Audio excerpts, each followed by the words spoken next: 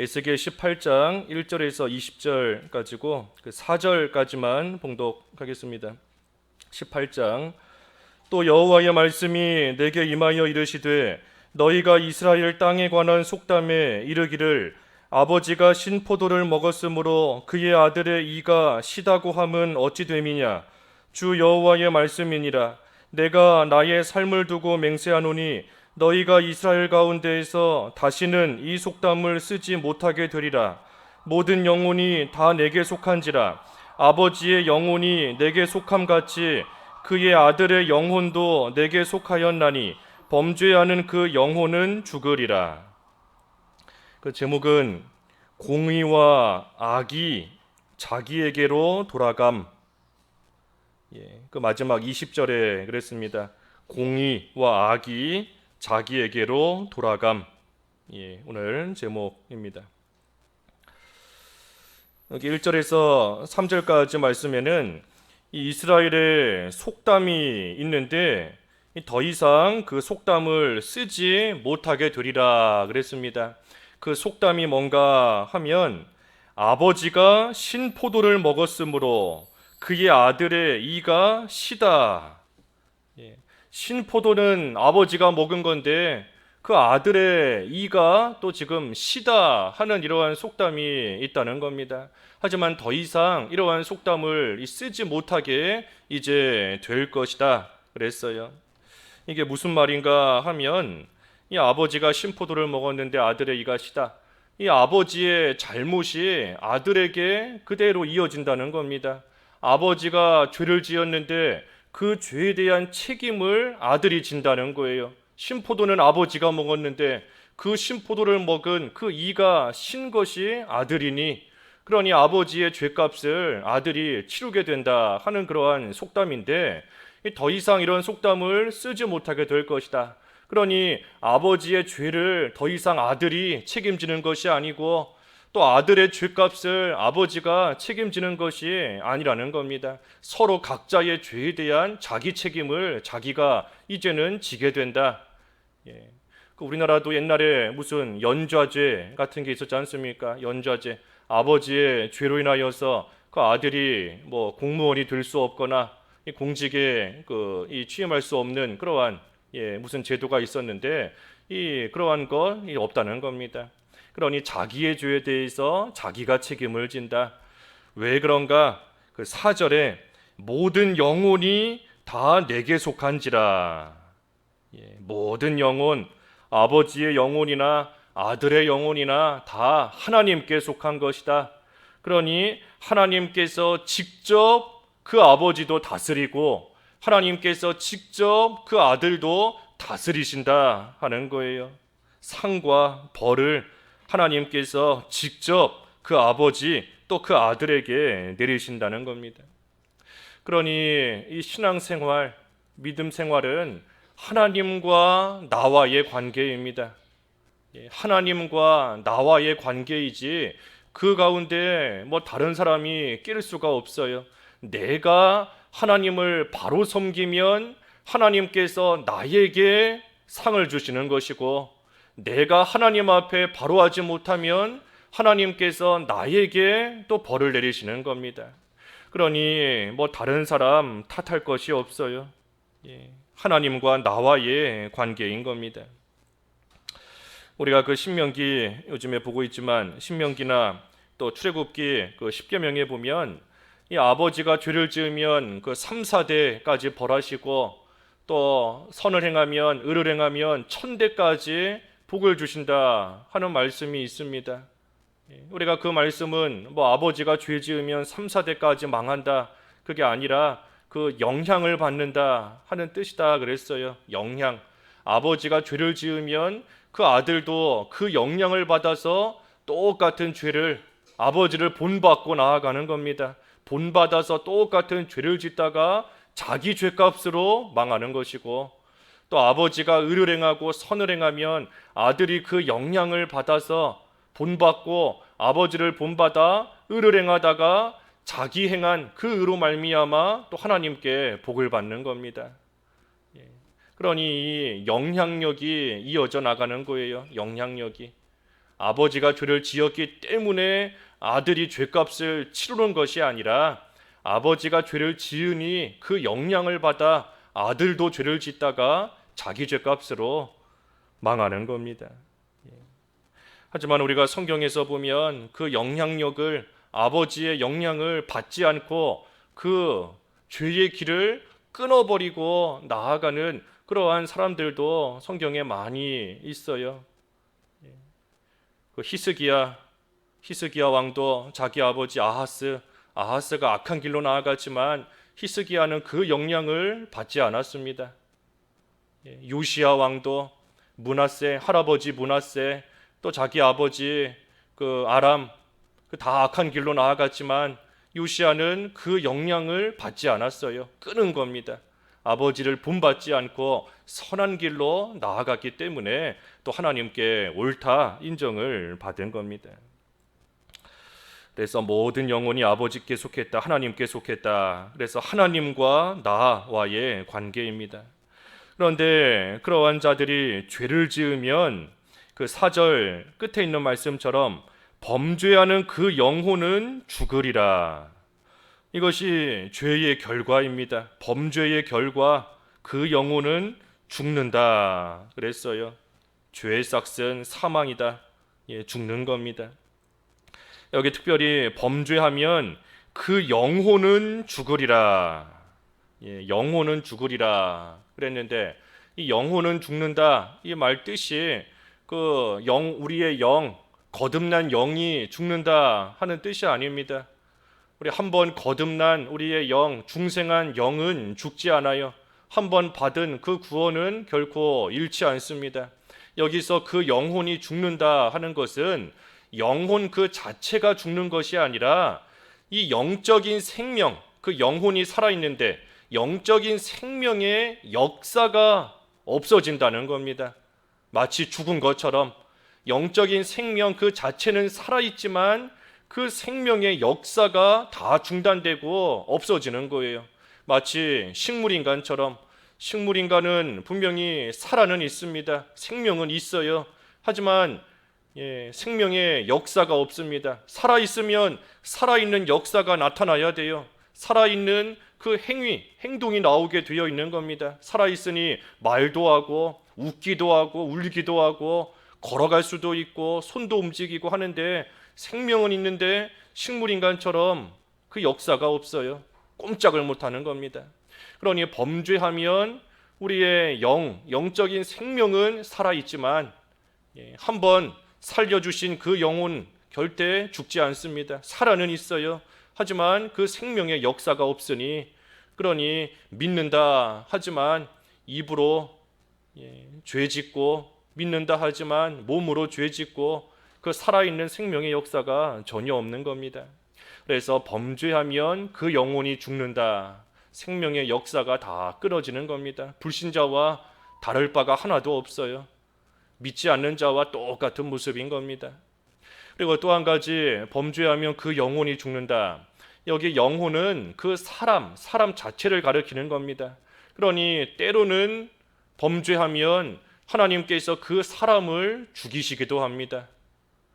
죄 지으면 하나님께서 그 사람을 죽이실 때가 있어요. 요람 왕도 하나님이 죽이셨고, 아간도 죽이셨고, 아나니아와 삽비라도 죄 짓고 나아가니 하나님께서 그 즉시 죽이신 겁니다. 그래서 죄 지으면 사망인 겁니다. 영적으로도 죽은 것과 똑같이 되는 것이고, 실제로 하나님께서 그 사람 자체를 또한 죽이실 때도 있는 겁니다. 하지만 5절부터 9절까지 이 말씀을 쭉 보면 이 사람이 만일 의로워서 정의와 공의를 따라 행하면, 마지막 9절, 그는 의인이니 반드시 살리라 그랬습니다. 그래서 정의와 공의를 따라 행하면 반드시 산다 그랬어요. 반드시 산다. 그 정의와 공의를 따라 행하는 것이 뭔가 하는 게 이 6절부터 9절까지 쭉 나와 있습니다. 그냥 읽어만 보면 산 위에서 재물을 먹지 않는다. 이 우상의 재물을 안 먹는 겁니다. 이스라엘 족속의 우상에게 눈을 들지 않는다. 우상 섬기지 않는다는 거예요. 또 이웃의 아내를 더럽히지 않는다. 월경 중에 있는 여인을 가까이 하지 않는다. 이 월경 중에 있는 여인과 동침하는 것은 그 불결한 것으로서 구약 성경에서도 여러 군데에서 죄다, 악한 일이다 하고 금한 겁니다. 그런데 지금 이 성욕에 따라서 그러한 악을 또 행하고 있는 겁니다. 하지만 그런 일을 하지 않는다. 또 7절에 사람 학대하지 않고 빚진 자의 저당물 돌려주고 강탈하지 않는다. 줄인 자에게 음식물을 주고 벗은 자에게 옷을 입히고, 다 이 불쌍한 사람들 잘 도와주는 겁니다. 가난한 사람들 도와주는 것이고, 또 8절도 별일을 위하여 꾸어주지 아니하고 이자를 받지 않고 스스로 손을 금하여 죄를 짓지 않고 사람과 사람 사이에 진실하게 판단하며 내 율례를 따르며 내 규례를 지켜 진실하게 행할진대, 그런 사람은 의인이다. 하나님 앞에 옳다 인정을 받는 사람이고 그러한 사람은 반드시 산다 그랬습니다. 그러니 의를 행하면 반드시 삽니다. 살아요. 하지만 10절부터 13절까지 보면 그가 가령 아들을 낳았는데 그 아들은 이 모든 선은 하나도 행하지 아니하고 이 죄악 중 하나를 범하여 강포하거나 살인하거나, 또 이러한 죄들 다 짓고 나아가면 13절 끝에 있는 말씀처럼 그는 이 모든 가증한 일을 행하였은즉 반드시 죽을지라 자기의 피가 자기에게로 돌아가리라. 그러니 아들을 낳았는데 아들은 아버지를 따라 이러한 선을 행하지 않고 악을 행하면 반드시 죽는다. 자기 피가 자기에게 돌아간다 그랬습니다. 그러니 아버지가 아무리 의를 행했다 할지라도 아들이 죄를 지으면 아들은 죽는 겁니다. 아버지가 의를 행했으니 그 아들도 덩달아서 그저 사는 게 아니에요. 아버지가 아무리 믿음 잘 지켰어도 그 아들은 악을 행하고 나아가면 자기 피가 자기에게 돌아간다. 그러니 죽는 겁니다. 히스기야가 선한 왕이지만 그 아들 므낫세는 악한 길로 나아갔어요. 그러니 므낫세 아버지 히스기야의 그 선한 행위로 말미암아 거저 사는 게 아닙니다. 자기 피가 자기에게 돌아가니 므낫세는 자기 죄로 죽는 겁니다. 요시야 왕이 선한 왕이지만 그 아들 아하시야, 그 여호아스 또 여호야김, 시드기야 다 악한 왕이기 때문에 아버지가 아무리 선했어도 그 아들들은 다 자기 피가 자기에게 돌아간다. 다 망하고 죽은 겁니다. 하지만 반대로 14절부터 18절까지는 또 가령 그가 아들을 낳았다 하자 그 아들이 그 아버지가 행한 모든 죄를 보고 두려워하여 그대로 행하지 아니하고, 그래서 이러한 선한 일을 하면 그 17절 하반절에 그의 아버지로 죽지 아니하고 반드시 살겠고 그의 아버지는 심히 포악하여 그 동족을 강탈하고 백성들 중에서 선을 행하지 아니하였으므로 그는 그의 죄악으로 죽으리라. 그러니 아들이 아버지가 행한 죄를 보고 두려워하여서 그대로 행하지 않고 규례와 율례를 잘 지키면 그 아들은 반드시 산다 그랬습니다. 반드시 산다. 아버지가 아무리 악을 행할지라도 아들이 그 영향력 끊어버리고 선을 행하면 그 아들은 사는 겁니다. 하지만 아버지는 악을 행했으니 그 아버지는 자기 죄값으로 인하여 또한 죽는다 그랬어요. 죽는다. 그러니 결론이 19절과 20절입니다. 그런즉 너희는 이르기를 아들이 어찌 아버지의 죄를 담당하지 아니하겠느냐 하는도다. 이것이 아까 2절에 나왔던 그 속담의 내용인 겁니다. 아버지가 신포도를 먹으니 아들의 이가 시다 하는 속담처럼 지금 유다 백성들은 아들이 아버지의 죄를 어찌 담당하지 않겠느냐 하고 말하고 있다는 거예요. 아들이 정의와 공의를 행하며 내 모든 율례를 지켜 행하였으면 그는 반드시 살려니와 범죄하는 그 영혼은 죽을지라. 아들은 아버지의 죄악을 담당하지 아니할 것이요 아버지는 아들의 죄악을 담당하지 아니하리니 의인의 공의도 자기에게로 돌아가고 악인의 악도 자기에게로 돌아가리라. 그러니 아버지와 아들이 서로 죄에 대한 책임을 지지 않습니다. 공의도 자기에게 돌아가는 것이고 악도 자기에게로 돌아가는 겁니다. 그러니 내 죄에 대한 책임은 나 자신에게 있어요. 내가 지은 죄에 대한 책임 다른 사람에게 있는 게 아닙니다. 나는 왜 이런 가정에서 태어나서, 나는 왜 믿지 않는 가정에서 태어나서, 나는 왜 내 주변에 이런 사람들이 있어서, 왜 믿지 않는 친구들이 있어서, 그래서 그것 때문에 죄 짓는 게 아니에요. 내 책임인 겁니다. 내 책임. 그러니 하나님께서 그 죄에 대한 악도 자기에게로 돌아간다. 그러니 하나님께서 내 죄에 대한 벌을 나에게 내리시는 겁니다. 우리가 이 벌에 대해서 바로 알아야 돼요. 벌, 하나님이 내리시는 벌. 하나님이 우리에게 내리시는 벌은 우리가 죄를 지었으니 그 죄만큼 고통을 당해야 된다 하는 게 벌이 아닙니다. 10개 죄를 지었으니 10개만큼 고통을 당해라 하는 것이 벌이 아니에요. 그것이 아니라 벌은 하나님의 사람인데 하나님의 사람이 악한 길로 나아갔으니 그 악한 길에서부터 돌이키게 하시는 것이 벌입니다. 어긋난 길로 가고 있던 사람이 선한 길로 돌아오기까지 고통이 따를 수밖에 없어요. 우리 쉽게 예를 들면 그 병든 사람이 낫기 위해서는 수술을 받아야 됩니다. 수술 받고 나면 살지요. 하지만 수술 받는 그 과정은 고통입니다. 살을 찢어야 되고 또 그 속에서 아픈 것을 잘라내야 되고 다시 또 꼬매야 되고 또 그것이 다 아물어서 정상적으로 돌아올 때까지는 많은 아픔과 이 상처가 따를 수밖에 없어요. 하나님께서 우리를 징계하시는 것이 마치 수술하는 것과 같은 겁니다.